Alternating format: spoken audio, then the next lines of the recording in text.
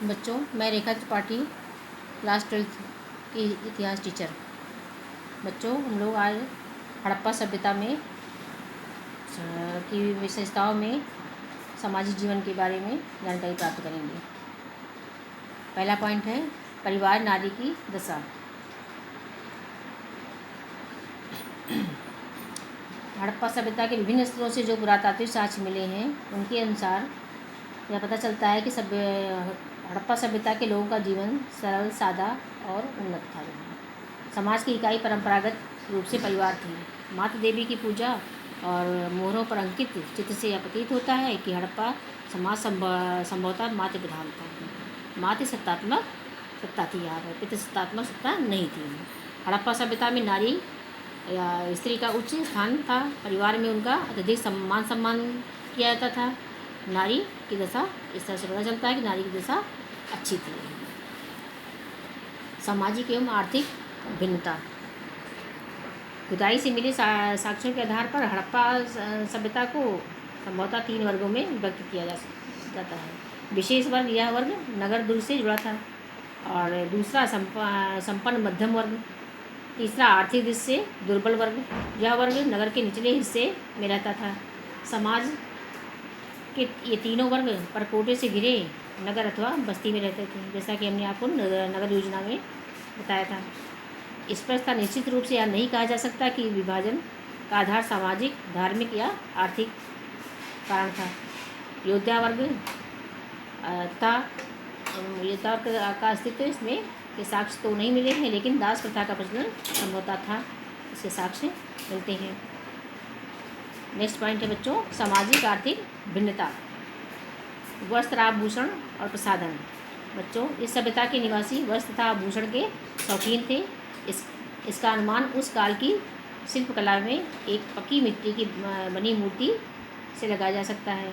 मूर्ति में गहने भी दिखाई पड़ते हैं। इस सभ्यता के लोग सूती ऊनी वस्त्रों का प्रयोग करते थे। उनकी वेशभूषा में मुख्य रूप से आधुनिक साड़ी जैसा बिना सिला हुआ वस्त्र होता था, जिन्हें शरीर पर लपेट लिया जाता था। स्त्रियां घाघरा, कुर्ती, दुपट्टा का प्रयोग करती थीं। स्त्री पुरुष दोनों आभूषण प्रेमी थे।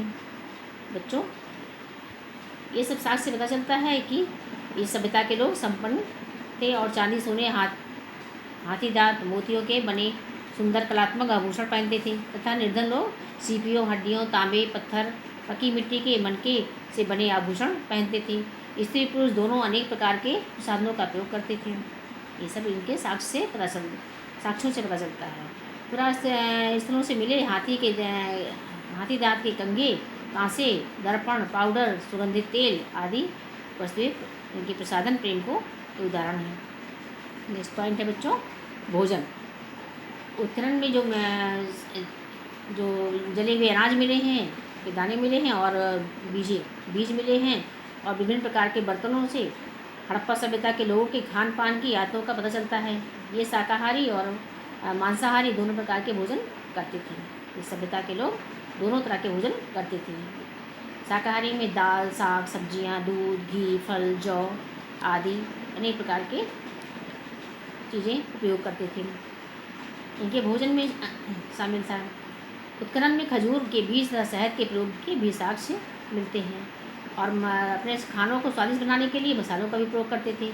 और विभिन्न पुरास्तरों से इनके अंडे, मछली तथा पक्षी के हड्डियाँ भी मिली हैं। तो इन साक्ष्यों से पता चलता है कि ये लोग इसका भी प्रयोग करते थे। इनके सबके माध्यम से हमें इनके भोजन के विषय में जानकारी प्राप्त होती है। नेक्स्ट पॉइंट है बच्चों समाधान। समाधान के अध्ययन से सामाजिक भिन्नताओं का पता चलता है। हड़प्पा सभ्यता के विभिन्न पुरास्तरों से जो समाधान मिले हैं उनसे स्पष्ट होता है कि मृतकों को सामान्य रूप से गर्तों अथवा गड्ढों में दफनाया जाता था। इनमें भी भिन्नता थी। अधिकांश गर्तों की बनावट सामान्य थी, किंतु कुछ की सतहों पर ईंटों की चिनाई भी की गई थी। इस विविधता से लगता है कि हड़प्पाई समाज में विभिन्नता विद्यमान थी। ईंटों की चिनाई वाले गर्त में संपन्न वर्गों के समाधान रहे होंगे, और शव सामान्य रूप से उत्तर दक्षिण दिशा में रख करके दफनाए जाते थे, और शवों के साथ जीवन से उपयोगी वस्तुएं रखे जाने के भी साक्ष्य मिले हैं। तो हड़प्पावासी मरणोपरांत भी जीवन में विश्वास रखते थे, ऐसा साक्ष्य मिलता है। लोथल में स्त्री पुरुष दोनों के साथ दफनाए जाने के साक्ष्य मिलते हैं, और कंकाल के जोड़े पाए गए हैं, इससे लगता था कि दोनों को साथ दफनाया जाता था। इस प्रकार से हड़प्पा सभ्यता में के अंतिम संस्कार 3 प्रकार के होते थे। पहला था शवों को भूमि में दबा दिया जाता था। दूसरा था कि शवों को जला करके उसकी अस्थियों को इकट्ठा करके और किसी बर्तन में रख करके मिट्टी में दबा दिया जाता था। तीसरा था शवों को खुले मैदान में छोड़ दिया जाता था, जिसे पशु पक्षी खाते थे, और जो नरकंकाल बचता था उसको ज़मीन में दबा दिया जाता था मिट्टी में।